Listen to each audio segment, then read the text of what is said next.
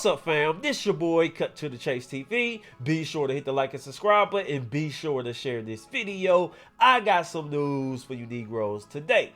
A teenage boy shot up a Dallas high school and then released a video explaining why he did it, and none of it made sense. Now, I watched the video multiple times. I tried to rationalize with him. I tried to understand where he was coming from, and I just couldn't do it. Now I get it. You had beef with other students. They made threats against your life, so you probably was scared as hell. But the solution you came up with in your head is to show up to the school and spray in the hallway indiscriminately. That's unacceptable. And I've been following this story.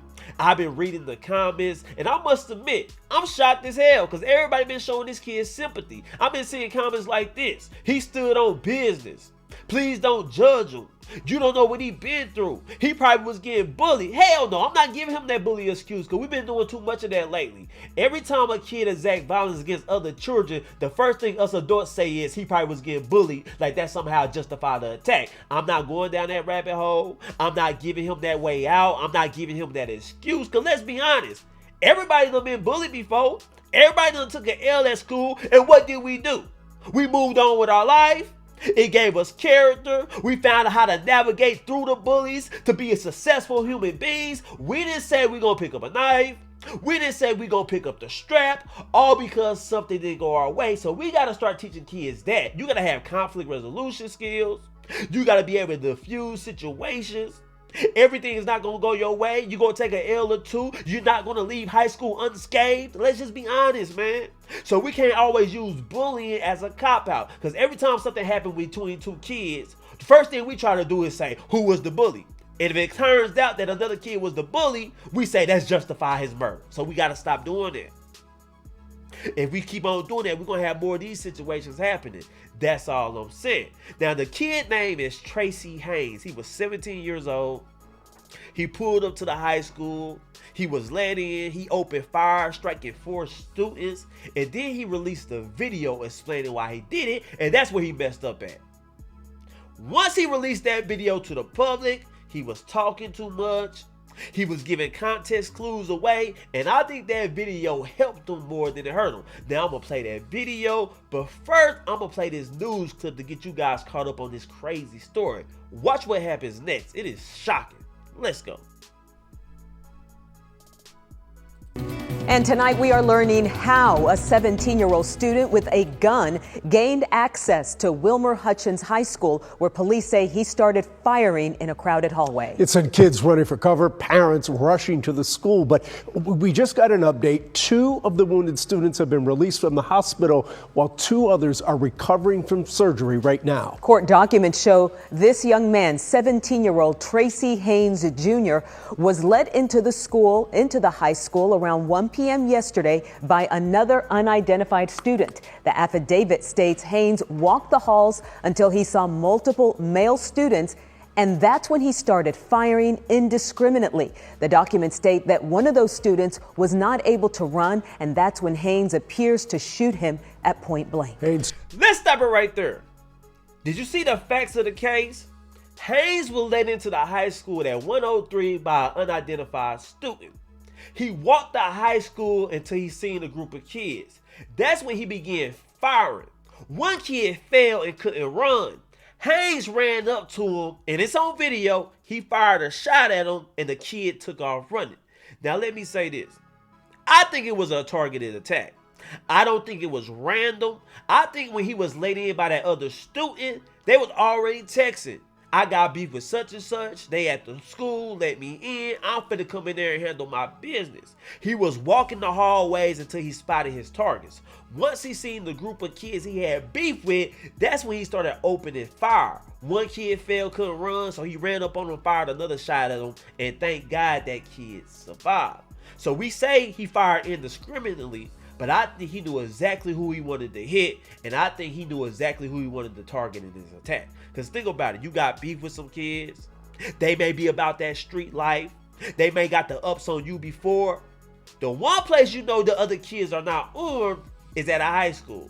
Metal detectors, security everywhere. So you said, I'm gonna get these dudes while they at school. I know they ain't armed. I'm finna get the ups on them. And then I'm finna go sit down for the rest of my life. I just wish this kid didn't take that route. But let's continue with the story. Turned himself in just after 9 o'clock last night, and WFAA has obtained video of him being booked into the Dallas County Jail. He's charged with aggravated assault mass shooting, the first time that charge is being used in Dallas County.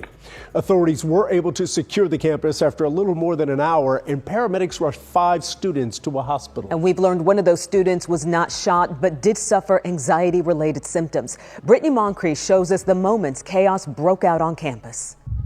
We may not know their names. The teacher stayed by the door just in case someone came in. But they are certainly appreciated. I want to tell that teacher thank you for protecting those kids. This grandmother, who wants to remain anonymous, says she's grateful for the Wilmer Hutchins high school teacher who protected her grandson during Tuesday's shooting. To put his life on the line for your child, that's something special. Let me say this. Now they say Tracy Haynes Jr. was let into school through a side door by an unidentified student. Police, do your fucking job. Identify that student. Because I think that student who let him in need to be arrested on the same charges as Tracy Haynes Jr. I'm just being real. It's conspiracy. You knew he wasn't right in the head. He probably told you what he was going to do, and you still chose to let him in through the side door. Now what we need to find out, did the student know him? Did they text in between, hey, I'm coming up to the school, let me in through the side door, I'm finna come in and get busy. If that is true, that student needs to be arrested as well. And I'm gonna just say this. My son is getting older. I don't think I want him attending public schools. It's a danger. Too much stuff be going on. Other parents that have raising their kids, they sending them to school, they throwing up gang signs, they antagonistic, they in gangs, they so willing to exact violence. Who the hell want their kid around that? And it was a law they were trying to pass not too long ago saying that teachers should be armed with pistols. They should be strapped up on the hip. And everybody in the urban community was like, nah, man, that's too far. I don't want to send my kid to school when the math teacher is writing on the chalkboard and he got a 9mm right on his hip. I'm starting to rethink that. Because at first I was under the mindset like, man, teachers don't need to be strapped. Man, this is going too far. But now I'm starting to think maybe we need to give teachers the strap, man. So when some crazy stuff happen, they can defend themselves and other children as well. That's all I'm saying, man. Let's be open-minded about it. My views have changed drastically. The climate we in, these kids are getting more aggressive. They're using more deadly force. And it ain't just the white suburban kid neither. The urban kids too, man. Let's just be honest about it. It's neck and neck. Let's continue. This chilling surveillance video circulating on social media may be difficult to watch as it shows a gunman firing shots into the school hallway, injuring 5 people. Police identified him as 17-year-old Tracy Haynes Jr. How did this happen? Why did this happen again? School board trustee Maxie Johnson says the school has made improvements to safety following a shooting on campus last year. They're following the protocol that Dallas ISD has set in place with the clear bag policy. They're making sure that during intake that the proper protocols are followed. But police say Haynes was let in by an unidentified person, which Johnson says shows more work needs to be done to address safety. Now let me say this. You hear what the man said. This is the second shooting in 1 year that they had at this high school. He thought they took security measures. He thought everybody was safe. This just proves they need to do more. Because you got an unsecure side door that anybody can come in and out. So that means y'all need to make changes to y'all security ASAP. That's all I'm saying, man. And Tracy Haynes Jr. committed this act. And then he went on live explaining why he did it before he turned himself in. And it sounds crazy as hell. Nothing he says makes sense. He's trying to justify his actions. But everybody looking at the video can see he full of crap. Let me play you guys that video of Tracy Haynes Jr. speaking about the shooting right after it happened. Listen to this. I love all my peoples, man. Nigga told me he was gonna kill me. All these niggas told me they was gonna kill me. Look what happened. I love Maya Sandra. I love the nigga behind this camera. I love Yana. I love my nieces and nephews. All of them. I want everybody to know I love them. People named that I didn't name, trust me, I love you. I can't think right now, but I love y'all. This is my last time fuck around be seeing y'all. Last time talking to y'all, excuse my language, but I love y'all. I know I was wrong for what I did, but I didn't want to do it, but I had to do it. I'll be damned if one of us get buried again. Let me stop right there. This is a sad situation. This is a 17-year-old boy coming to grips with reality that he's never going to be free again. He felt like he had no other choice. He felt like his life was threatened. And no doubt, I'm pretty sure some of the kids maybe was talking ish to him. It's maybe been some back and forth. Maybe it's been some violence between the two groups. I'm not saying that didn't happen. But all I'm saying is he made a decision to show up to a school, fire these shots, and he's willing to go lay down in prison for the rest of his life. He's 17 years old. I still look at him as a kid. And when you hear this kid speak, he has a lot of potential. It seems like a good-hearted kid, man. I'm just being honest with you. It's like you put him in the right environment. You change his thought process. He ain't raised in hell. It seems like he got a little sense. But I can't give him the self-defense claim. Because even if they made threats against your life, you was nowhere to be found. You came back up to the school to do this. Now, a lot of people is telling me, hey, Cut, you don't know the whole story. It was an altercation earlier that day. Kids was going back and forth with each other. A couple of kids got stumped out. Maybe they called Tracy for backup and he came to the school blasted. That still ain't no excuse. That mindset, that crash out mentality, give or take, I'm throwing it all away. Brother, your life is precious. That's not the way you handle it. That's not the solution you're supposed to come up with. If you feel like you're being attacked, too many of your homies are dying, ain't nobody doing nothing, nigga, go to the police. But see, he can't do that because he got to follow the street code. Us adults came up with this no snitching code. An eye for an eye, tooth for a tooth. We the reason why these 16, 17-year-olds, 15-year-old kids is looking at each other involved in gang war and they can't go to the police. They feel like their only way out is to kill and go lay down in prison. He's okay with that. He's like, I had no other choice. The streets only give me two options, kill or be killed. That's why I say damn the streets. Because you got a kid like this who threw it all away. He's never getting out. Look at what he's charged with, mass shooting. Nah, brother. Let's continue. I'm tired of us getting buried and nobody doing shit about it. My mama gone, my granny gone, everybody gone that I love. So I can't go. I can't go. I'd rather y'all see me like this, locked up, than y'all see me dead in the ground. Real and I know that's really what y'all, come on now. I know y'all don't want to see me dead. Come on now. Kill myself, but I know that's not what y'all want me to do. So let's be for real, y'all. I love y'all. All right. Tracy, I didn't want to see you take your own self out, and I didn't want to see you try to take others out. I wish he would have thought this through. And the person behind the camera, as Tracy was speaking, he was ad-libbing, talking about, yeah, that's real is. Nigga, are you crazy? Ain't nothing he said was real. Everything he said was destruction. Everything he said was a problem. We got people like that behind the camera that hype these kids up and don't try to stop them. I'm pretty sure it was some people that Tracy confided in. I'm pretty sure it was some people that Tracy talked to and he told them his plans. I'm finna go up to this school and I'm finna air it out. And didn't nobody have sense enough to say, hey, no, man, don't do that. I'm calling the police. If you go up there, I'm calling the police. Didn't nobody do that. They let them crash out. And this is the type of crash out you can't come back from. If you felt like your life was in danger, why go up there? That's all I'm saying. It's a crazy story. I wish it could have ended different, but man, that's just a mindset a lot of these kids have.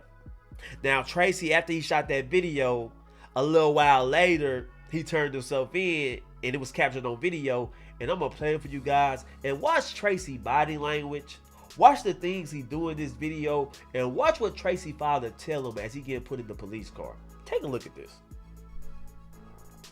You good. He got you. You're good, man. Come on, Tracy. Come on, Tracy. You gotta get go. You gotta go. Stop. They're trying to get the media out of your face. Now you see him, 17-year-old kid, turns himself in. He finna spend the rest of his life in jail, and the first thing he do is extend his hand, shake the police officer's hand, one by one. You see that? So he knows what he's did. He knows he's never getting back out. But he's willing to shake the police officer's hand. He got enough sense to do that, but when he on the street, he ain't got enough sense to defuse the situation, not go to the school and do that. And that is crazy. Let's continue. I got him. Yeah, you good.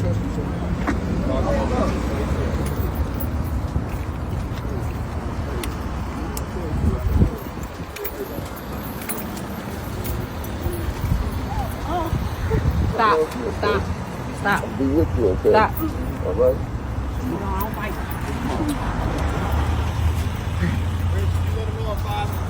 Let him know.